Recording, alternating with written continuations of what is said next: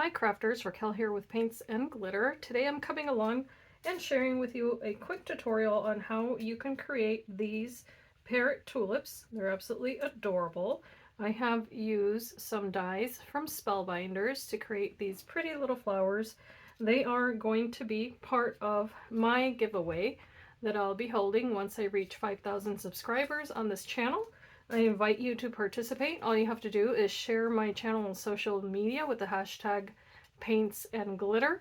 That way others will know to come join in on the giveaway and also become a subscriber of the channel so that they can also learn how to make little flowers like these.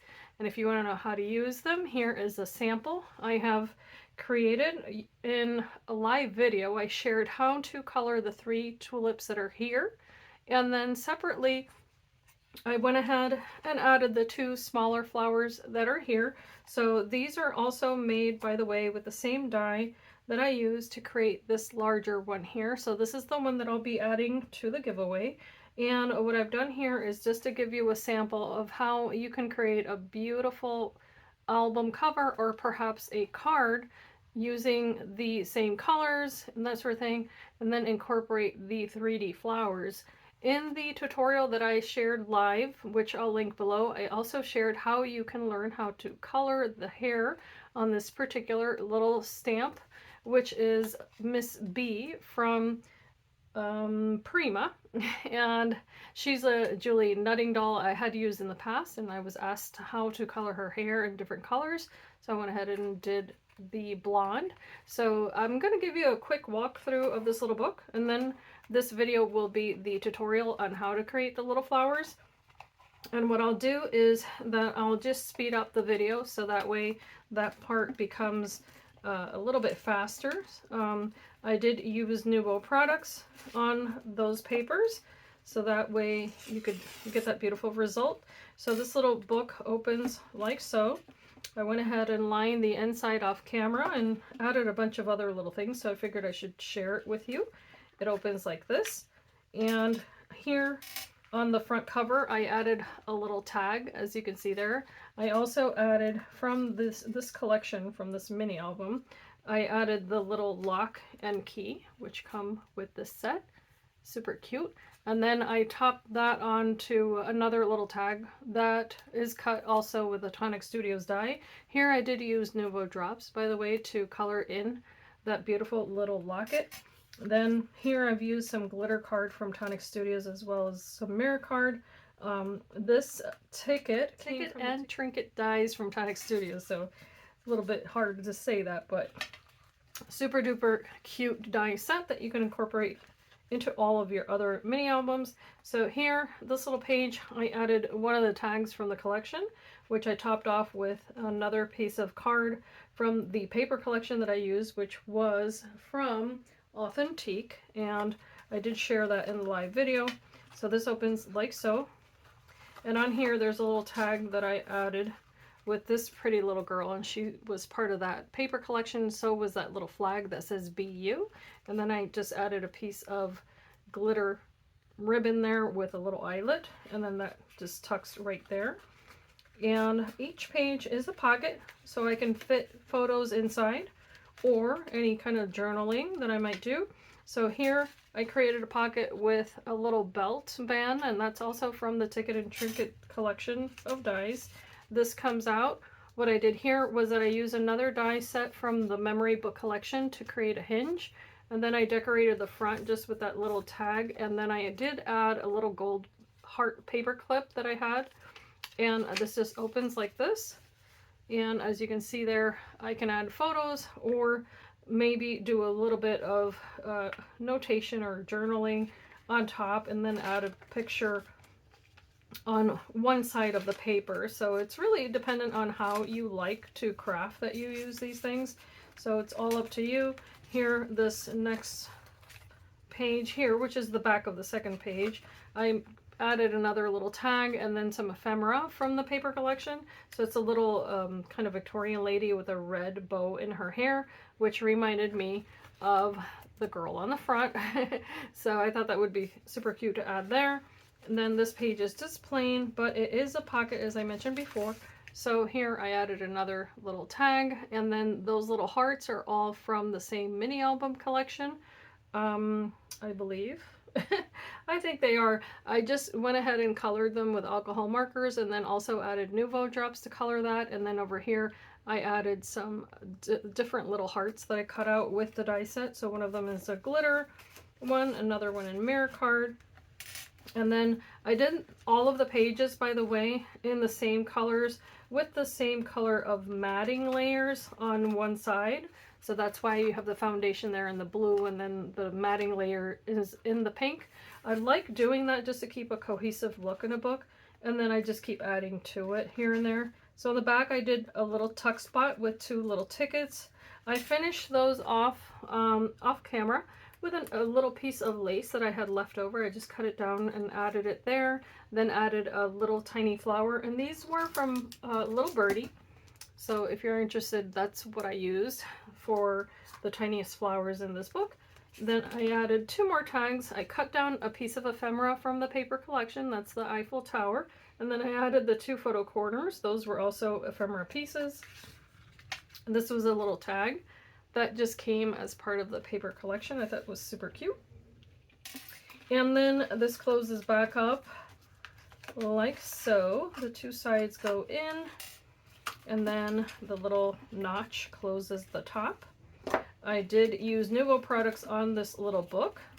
And then this was meant to latch, but because my pages are a little bit chunky, then I'm just going to be tying them.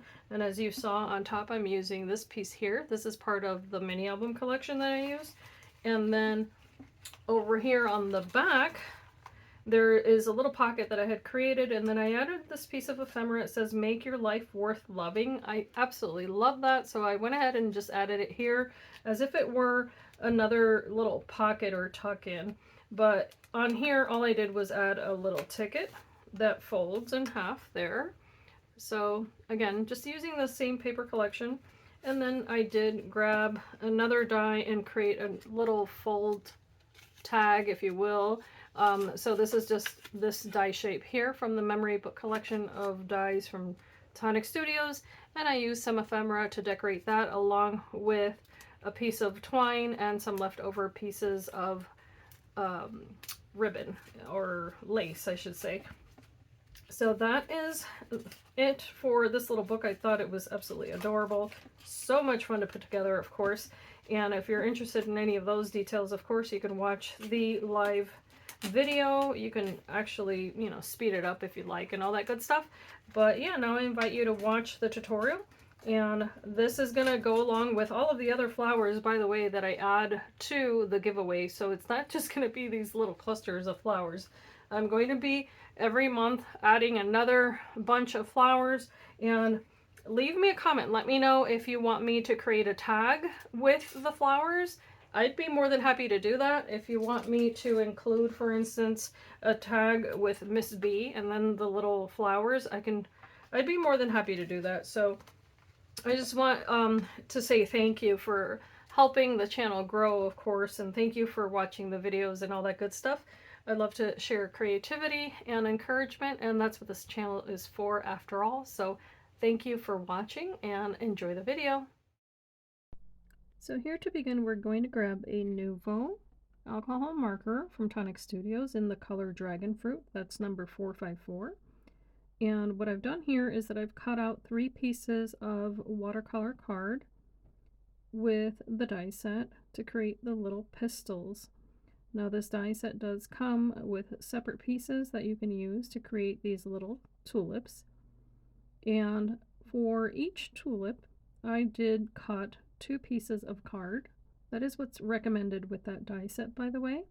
And what you're seeing me do is that I'm coloring each little petal with little strokes that are almost like little feathery strokes starting from the center out, but leaving a little space between one and the other.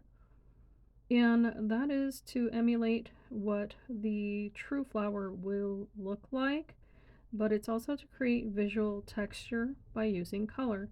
Now I'm going to be coloring all of these little petals using Nuvo Embellishment Mousse. And that's really going to tone down this bright pink. So if you're afraid that the flowers might look a little bit too bright for your project, bear in mind that if you layer a pearlescent medium, which is what Embellishment Mousse from Tonic Studios is, then it's truly going to tone that down, especially if you add a thicker layer. However, you can water down the medium. You're going to see me use it in a minute, and you're going to see that because of the control that you have in the amount of water that you add to it, then you can decide how dark or how light each petal is going to be. And you can also layer the medium. So here you're going to see me take my medium mat, and I'm first going to color each leaf. I am using a Nuvo Alcohol Marker in the color Vine Leaf, and that's number 416. And again, it's going to be the same way that I have colored each petal on the flowers.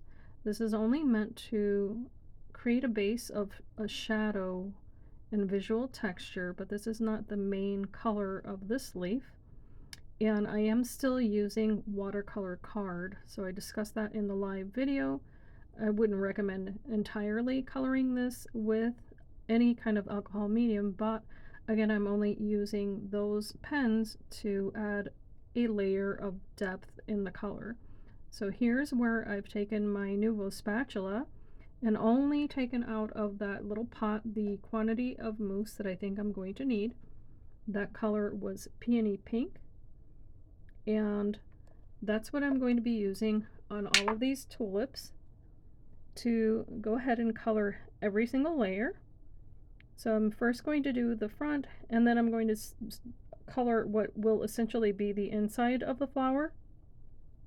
So here's where you have the control over how much of this medium you add to your paper, but what you want to make sure you do is that you color onto watercolor cardstock if you're using this amount of water, because if you use regular cardstock, even if it's 300 GSM card, it's going to start peeling away. The water will not puddle the way it does on watercolor card, and it won't be as effective. You're going to be disappointed. Your flower petals will start falling apart. So if you want to be successful in flower making, my recommendation is that if you're using a water-based product to color it, then that you definitely make sure that you use watercolor card. So the type and quality of watercolor card, of course, is going to vary. I would say start off with what you can afford. Whatever you see in a bundle, sometimes in a local store, in the art department, you're going to see the notebooks for practicing. That's plenty good. Don't worry about the brand or anything like that.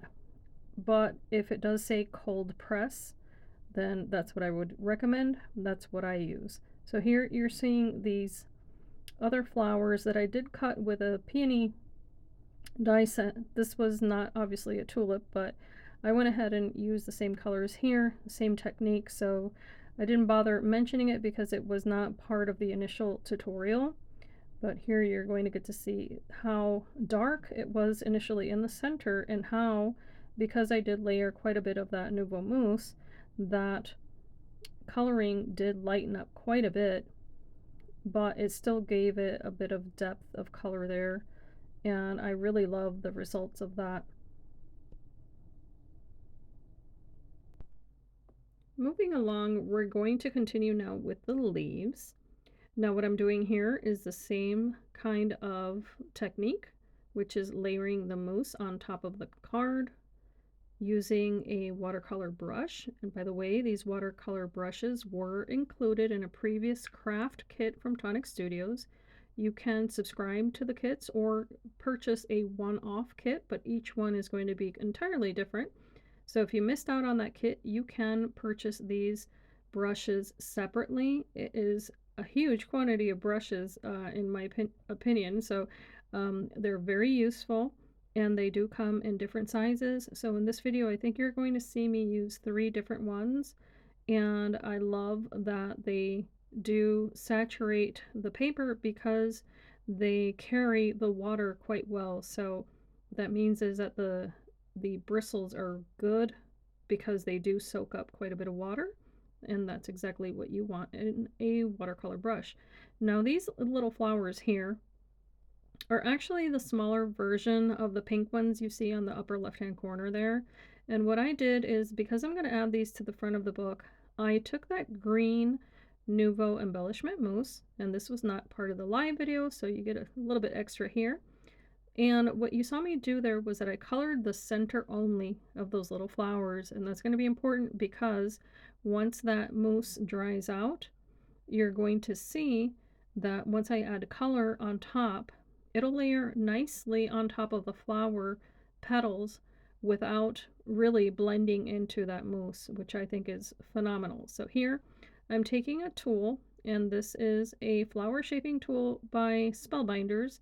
I'll leave my scrapbook.com and Spellbinders links in the description bar below, so that if you're interested in this particular type of tool, you'll be able to pick it up. The little tips are interchangeable. What I'm using is a little tip that's actually used a lot in shaping leaves, but you can certainly use it to shape the center of flowers. And there you see I did change the little tip to a smaller round tip so that I could shape the perimeter of the petal after shaping the center. So I'm purposely adding that little line down the center of each petal, because if you look at a parrot tulip, it does have a bit of a ridge. It's almost like cabbage. If you're familiar with Napa cabbage, it has that ridge in the center that is lighter than the rest. It's very much the same in a parrot tulip, only the colors, of course, are entirely different, and the size. But I find that to be quite fascinating, actually, in any case. So what I'm doing is a pouncing motion on the perimeter, that's how you say that, of these petals, and I'm going to leave that air in, so you see that there's no perfection in my videos. I'm going to pounce on these little petals gently because I don't want to crack the paper. It was set aside for a moment there, so it wasn't entirely wet, but it also wasn't entirely dry. And now I'm proceeding with what's going to be the little pistils for the center of each flower. I'm taking a tweezer that is a reverse tweezer, meaning that I actually have to pinch it to let go of the paper. And I'm just twirling about that paper and adding adhesive only to that bottom little edge. And this is going to go right in the center of each one of these little flowers. So while they're still deconstructed, I'm going to add a tiny little drop of hot glue. It's just for speed and to allow myself to keep moving here. And I'm going to be adding 3 of these to 3 different petal sets. And these are going to be the centers or inside of the flower. Okay, so once I have those ready, I can overlap them with the second set of petals. And this is a pretty simple little flower, but I think it's quite efficient, especially if you group it with others. And here you see me accommodating those little petals, and what I'm doing is practically kind of sandwiching 2 little petals toward the inside and then adding adhesive only to the outermost petals so that that outermost petal will hold on or hug that little flower. And that's as complicated as it's going to get. Now the little leaves will also get a little ridge there in the center for a little bit of a more realistic look. And then I will just simply attach the leaf to the little flower bud. And of course, as I had mentioned before, you add as many leaves as you like. And because I will be giving these away, I wanted to make sure that I also added the little details that I typically do when I am using a flower on a project. So I did allow myself the use of another marker, and that was Desert Sage number 409. Just add a little bit of stippling to the leaves. And then The ink that you see me using there is Party Pink from Catherine Pooler. That's a water-based ink, and it is absolutely beautifully vibrant. And I didn't use that in my live video on the other tulips, but I wanted to make sure that I did use it on these because I wanted it to have a full depth of color. So I had mentioned in that video that parent tulips typically have a darker edge, and that's exactly what I was able to do by adding that bit of ink only to the edges of those petals, and it was very worthwhile. So here I'm shaping one of the leaves just to give it a little bit of a curl, and then what I'm doing is just staggering them, and that's exactly how I am going to make all three of the little flowers, making sure that there's a little bit of room on the inside so that when you peek in, you do see the little stamens. So here you're going to see how a little bit more sensible and adding the ink to the edges of each little petal. I'm going to repeat that on all of the other ones, and then I will start to assemble them in the same fashion by staggering the petals and of course leaving the one with the stamen in the center. And that's pretty much it for these flowers. So I'm going to skip a little bit here on this video so that you don't have to watch all of it. But I do hope that you take something away from this tutorial, that it is helpful to you. In the first video of this series, I did make quite a large grouping of flowers. Those will also be included in the giveaway. So if you're curious about that, I just wanted to make sure that everyone knew that it's not just one little tiny bundle of flowers or anything like that. I'm going to try to include as many as possible. So I'm not quite sure what the month of March will include just yet because it's going to be quite a busy month. So if I end up not doing a flower video, I guarantee that I will at least make the flowers and then share them with you at a later date. But rest assured that as soon as 5,000 subscribers are reached on this channel, then those flowers will be going to a happy home. And if you are an overseas subscriber, don't worry.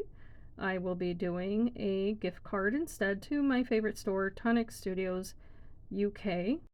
So of course, if you'd like more detail on that, you can reach out to me at paintsandglitter@gmail.com. But all I am asking is that you share the channel on social media with the hashtag paintsandglitter so that I can not only find your link or wherever you have shared it, but so that others know how to find the channel as well. And so if you want to share my YouTube link, which is www.youtube.com/@paintsandglitter, then that would be phenomenal because it will help people find the channel a whole lot easier. But of course, I'm hoping that I can bring different techniques on every single video so that you don't see the same thing over and over again. And if you have any questions about a different type of color or anything like that, feel free to leave the comment in the comment section below. That's exactly why I ended up coloring the little stamp of the Miss B in yellow colors to make her blonde, was because that was a request, and I'm happy to go ahead and respond whenever I can to make sure that I share the things that I have come to learn through this crafty journey. I find it to be an absolute blessing, and I hope that you do as well. So I'm just going to leave you here to watch the rest of this, and as I always say, I hope that you can be inspired and be blessed, and I thank you so much for watching.